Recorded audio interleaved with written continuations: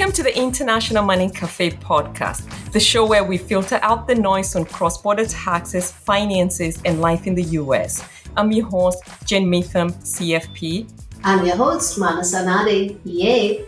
Join us on this journey as we explore these unique challenges facing US inbound, outbound families and businesses. On to the show. Hey, Manasa. Hi there, Jane.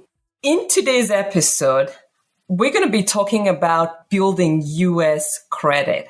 We want to talk about what it is, what it's used for, how to start building it with zero credit history, and finally, how to improve it. That's really important information. For those of us who have been living here for a long time, or you grew up here, this is a term that you almost take for granted. There's something that you talk about, a credit score, and that is something we are all used to. But it is a term that is important to learn for someone who has landed in the US. So tell us, Jane, what is a US credit score?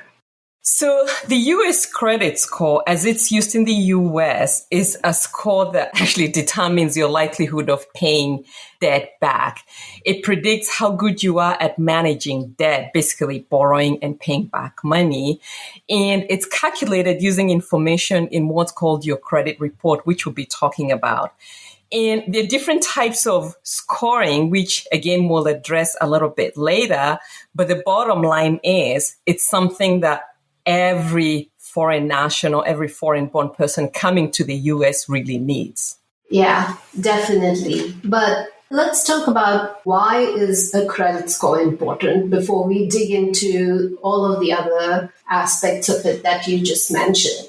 Oh, sure. So the way the U.S. credit scoring is used in the U.S., believe it or not, almost all lenders, actually basically all lenders, use it to judge you. Something like 90% of lenders use it to judge you to see how credit worthy you are. Let's say you want to borrow money for a mortgage and they really don't know where you're coming from. So the only way to determine whether you should get the money or not is to actually look at your credit history. Like I said, it's used by everybody. It's relied on heavily to judge you financially, of course. Third-party lenders will use it to assess the risk of lending money, like I said. And some of these lenders will include folks like banks, credit card companies, car dealers, mortgage lenders, exactly. They use it to determine what type of interest rate to give you.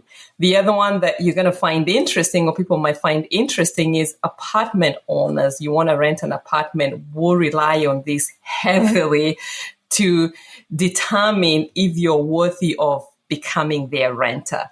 And it's also used for things like auto, homeowners insurance. They will also use it, let's say, if you want to go out and buy a smartphone or get cable service or utilities.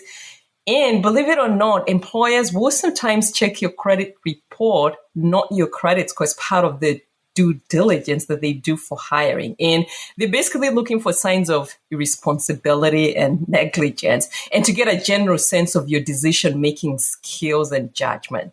Oh, wow. I suppose it almost sounds as if knowing somebody's credit score gives you a psychological profile of that person as far as how much they can be relied on to pay their debt back, how much they can be relied on to manage their finances, and also whether they are employable. Oh my goodness, that's a lot. It is. To depend on. Yeah.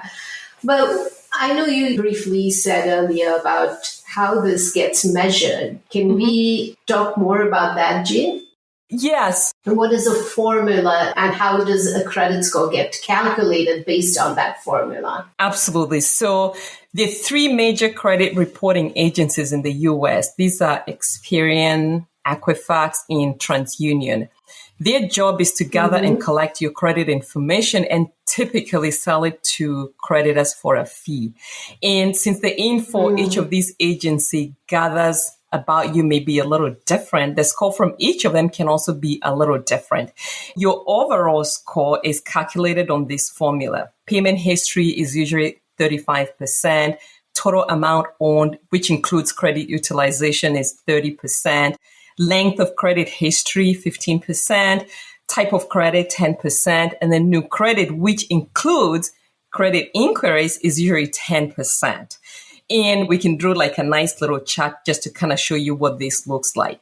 And the different score calculations, with the most common one that probably everybody knows about, called the FICO score. This was created by a company called the Fair Isaac Corporation.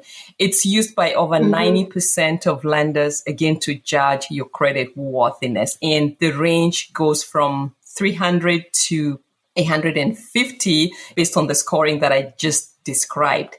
Actually, under this, the FICO scoring is usually something like 800 plus, you're exceptional. 740 to 799, very good.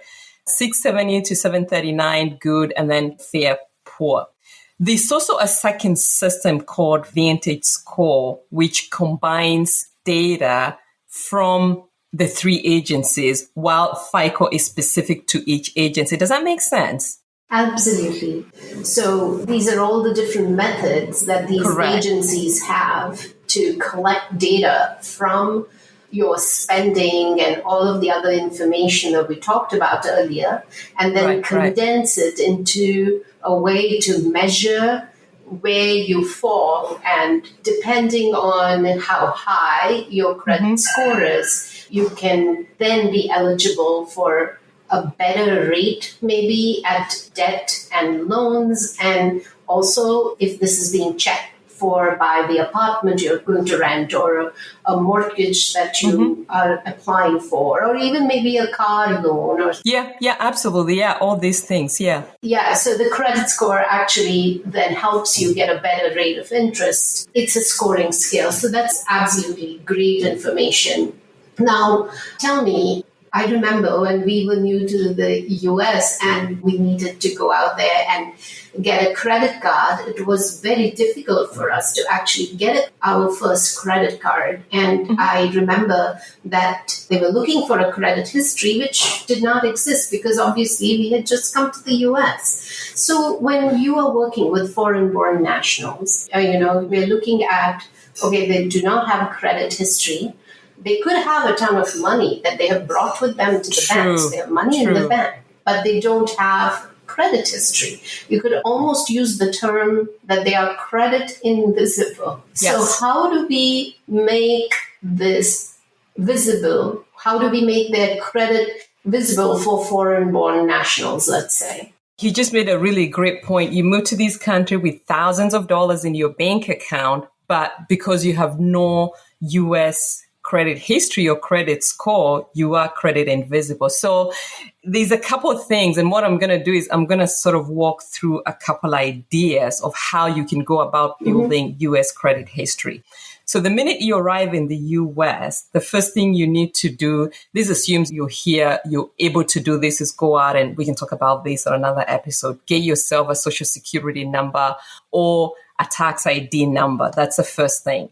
And then go ahead and open a bank account. This is going to be really, really key. And in some cases, you can actually apply for a social security number in your home country before you get the immigrant visa. But that's besides the point. The bottom line is start by opening a bank account. Once you do that, that banking relationship is going to be very, very valuable to you. You can go to some local banks or a local credit union, but a lot of times bigger banks may prove to be more beneficial as far as building your credit score. So that's one. The other thing you can do is if you have an international banking relationship, let's say, I think something like HSBC or Citibank in your home country, you can actually work with them to open a US account before you get here using that international banking relationship. And the other thing I've also found, especially for, let's say, executives and folks like that, that same bank may be willing to give you a US credit card as soon as you get here or even before you land here, as long as you're taking advantage of your international banking relationship. You can also go to a partner bank. So again, let's say you have Citibank in your home country and they partner with XYZ in the US. Reach out to the partner bank and they'll be willing to open the bank account for you as soon as you land, as well as give you a US credit card if you're lucky. There's a couple other ideas. So that's one. The next thing is apply for an unsecured loan once you get here. And there's a fintech company, but I know they've kind of changed. So we have to come up with some other companies that are willing to give folks that just arrived in the US an unsecured loan. And again, the whole idea is it's not that you really need the money. If you do, that's fine. But the whole idea is you can, by starting to pay money back on this, you be able to start building some type of US credit score because they end up reporting it to the bureaus. And in some cases, you actually may not need the social security or the IT number, but you do need to find the company that we're talking about. Yeah, another idea is, this is an interesting one actually, and I think a lot of people should take advantage of this. Use your foreign or international credit report to apply for a US credit card. There's a new fintech called Nova Credit, which is cross-border credit bureau, and they've partnered with other business entities to give you auto loans, student loans, and that kind of thing. The fintech company partners with credit bureaus in other countries, for example, Canada, India, Nigeria, South Korea, and they're adding more onto the list. And with your permission, they'll share your foreign credit history translated to US equivalent score with US lenders, again, to judge your credit worthiness. So if your country is included on the growing list, you can apply for US credit cards like American Express and Citi and start creating your US credit history right away, taking advantage of what you already have. This particular bureau that I'm talking about was actually started by immigrants. So they really do understand the pain of being new to the US credit system. A couple other ideas, you can apply for a secured credit card. In a couple of examples, basically what these ones do is you put down a security deposit and the amount becomes your credit limit. So for example, let's say you do a secured credit card and you put down $1,000 on this card, your credit limit now becomes $1,000. The credit card company is not in any danger of you not paying because they're holding your money, but it also gives you a chance to start building your credit history.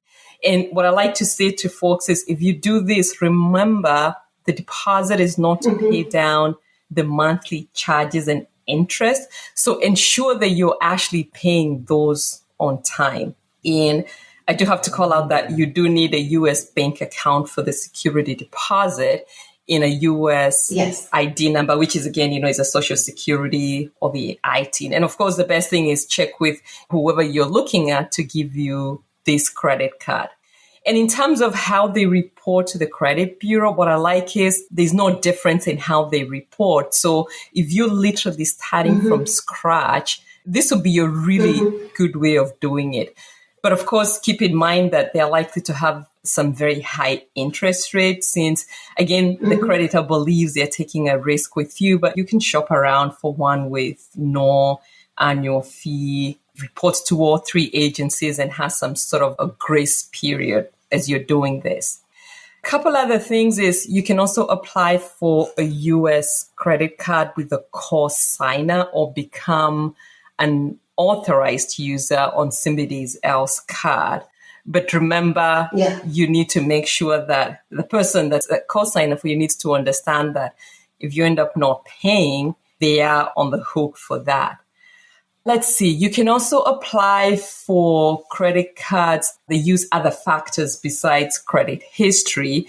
So if you have credit cards, they use factors like income, employment history, your banking history, let's say cash flow. You can use that to determine your credit worthiness. In a couple of examples that I have in here, there's one called Pedal credit cards. And there's also like a student one that you can also get on some of this. And one other way of doing this is, we've talked about the co-signer, is actually have your credit card transferred to the US. So American Express Global Transfer Program would let you use your American Express account history, again, from your home country to apply for a US credit card. And you can apply for different credit cards, but the typical response is to give you the same card as what you already have in your home country. So this is different from Nova Credit. It's almost like basically I'm using the same credit card. It just happens to be branded for use in the US. Let me tell you about one more that's really cool. There's a foreign executive lease program where international employees relocating to the US on a temporary work basis, so non-immigrant work visas, have the ability to lease a new Ford or Lincoln vehicle at a tier 1 rate. So some of the visas that qualify for these are things like L1, H1B, TN, E3. E1 and E2 visas don't qualify for these. But by letting you get this lease and you making on-time payments, you're actually able to start building your credit history. Yeah, cool. So my takeaways from all of this great information that you just shared is, one is, of course, planning before you arrive in the US is an important thing to do. Work with a professional who can guide you and help you determine all of these.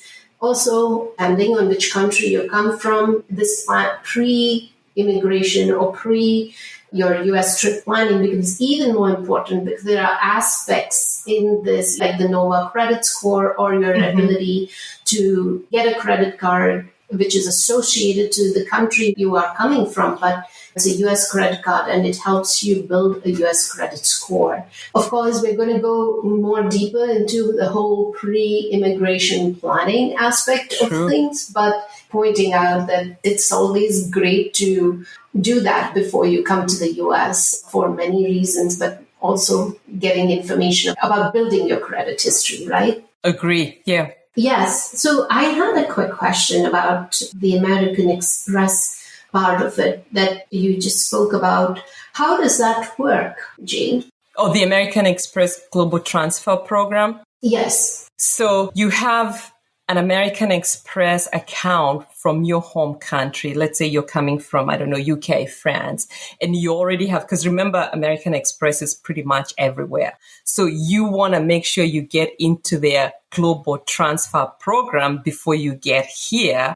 And as you get here, you say, I'm a part of this program. They can let you literally use that history in your home country to apply for a US credit. So when you think about it, we're assuming you're already doing a pretty good job with your American Express credit card in your home country. So it's literally a continuation of that.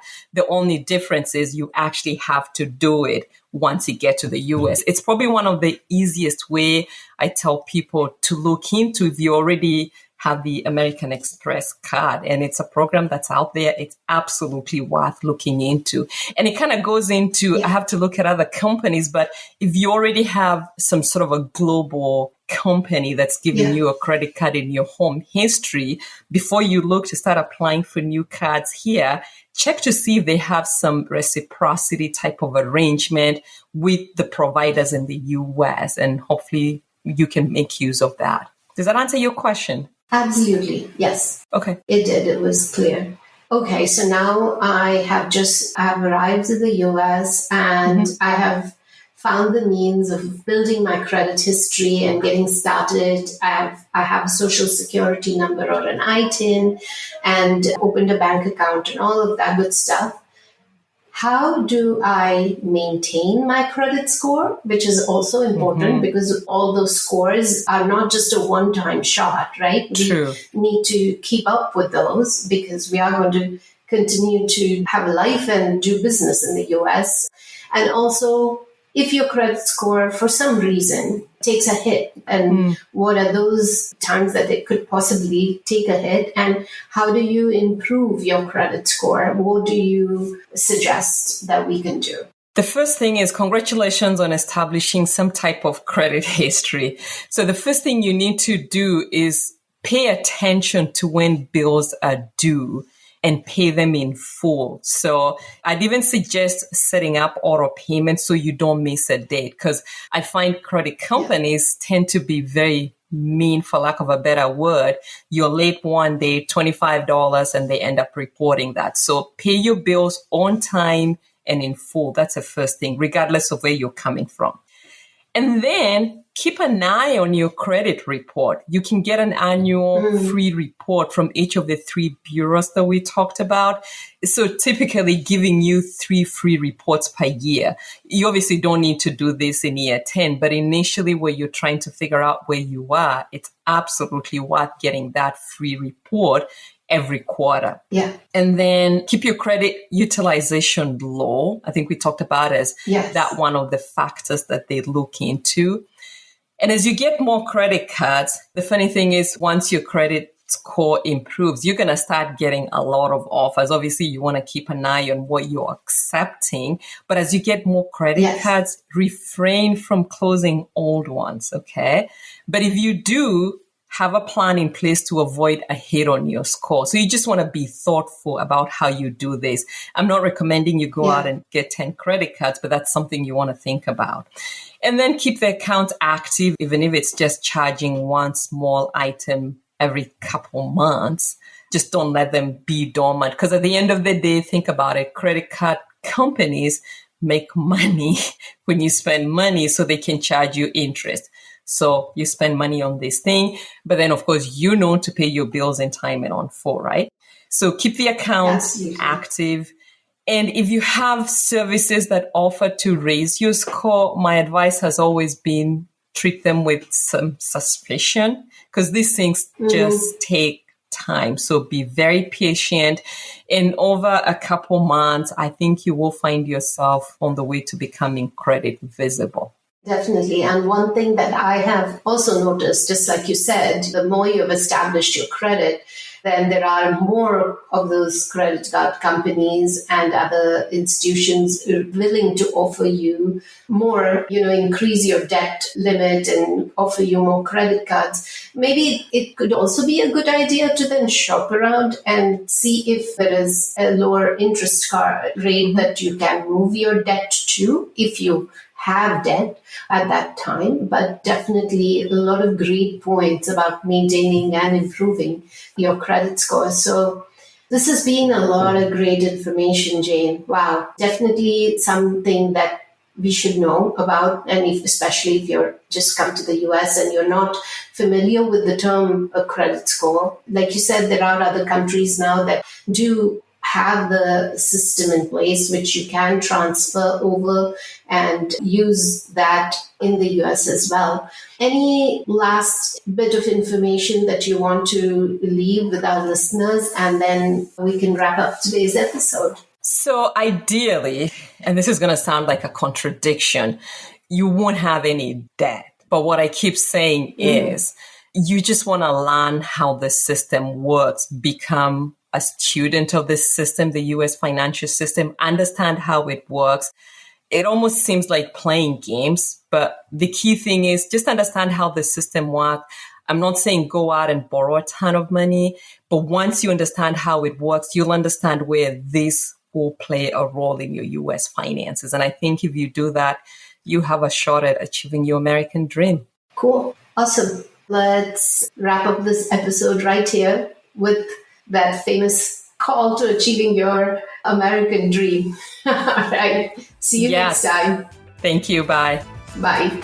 Thank you for listening to the International Money Café Podcast. The content is for informational and educational purposes only and should not be used as a substitute for professional advice. Seek the advice of your qualified service provider with any questions you may have regarding your cross-border finances and tax needs.